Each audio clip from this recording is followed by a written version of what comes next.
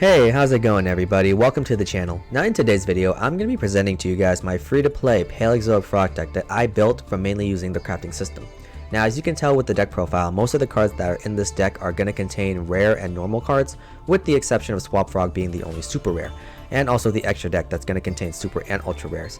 Now the reason for that is because I wanted to make this deck a fully free-to-play deck to where you could just build it by crafting and without having to spend your own gems. And so I didn't want to add any of my ultra rare cards in here because I know that ultra rare tokens are really hard to come by, and so if you guys do want to see a updated deck profile with a fully built Paleozoic frog deck, please let me know in the comments down below and I'll be able to present that to you guys as well. But without further ado, let's begin the deck profile. First we have 3 dupe frogs, 3 swap frogs, and 2 Ronin Tonin. Now this is going to be your basic frog package for the Paleozoic deck. Then I am playing 3 torrential tributes, 3 compulsory evacuation device. Now I'm really surprised that this and this card, torrential tribute, are rare cards. I would have thought they'd be like somewhere in the super rare section, but I guess it's because of popularity and probably not a lot of people are playing it. So with the deck, you can basically just craft these cards real easily and just add it into the deck. Next I am playing 3 Wall of Disruption. Great card to have because most of your paleo monsters are only 1200 attack points, and so making your opponents lose 800 attack points for each monster they control is actually pretty solid, and so that your paleos can actually beat over them. Then I am playing the Paleo Olenoides, which is your MST for the deck, and then Paleo Canadia, which is your Book of Moon for the deck.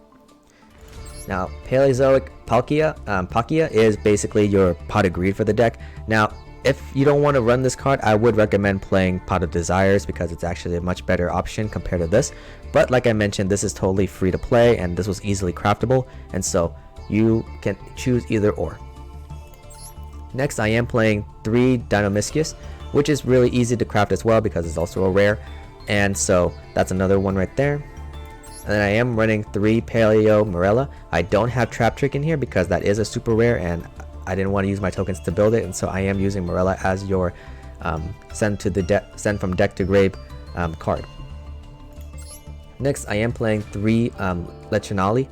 Now this card is really situational, but it's actually really good because if you activate it and return a card from the banish to the graveyard, you can also chain your paleos and special summon it, and so this can bring back your frogs or whatever trap card that got sent to the banish zone. So this is actually a pretty solid card.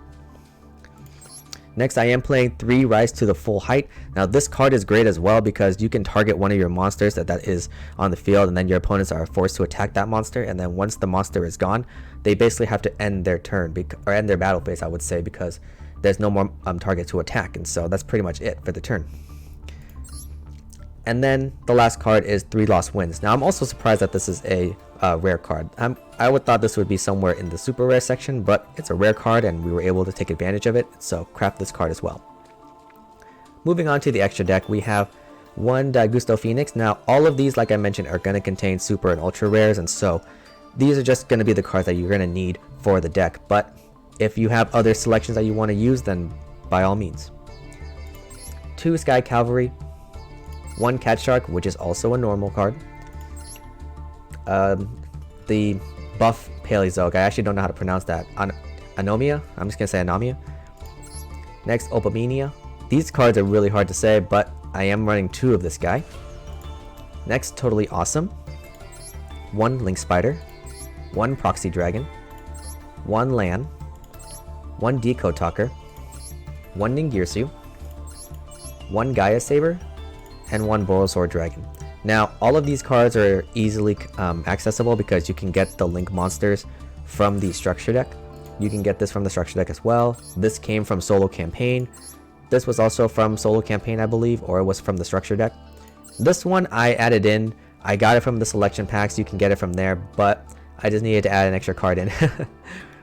And all of these are all just craftable cards, and so I was able just to craft these out and to build the deck. But this is basically going to be the ratio that you need. Also for Totally Awesome, I was able to craft that as well. But other than that, guys, that's pretty much it for the free-to-play Paleozoic deck profile. So if you guys like what you see, please leave a comment down below if you guys want to see a full list of the Paleozoic frogs with containing all the ultra rares and such. And so other than that, I hope you guys enjoyed the video. Please leave a like, and then like I mentioned, comment down below, and if you haven't already, please subscribe to the channel for more Yu-Gi-Oh! Master Duels. And with that being said, I hope you guys have a great one, and I'll see you guys in the next video. Peace out.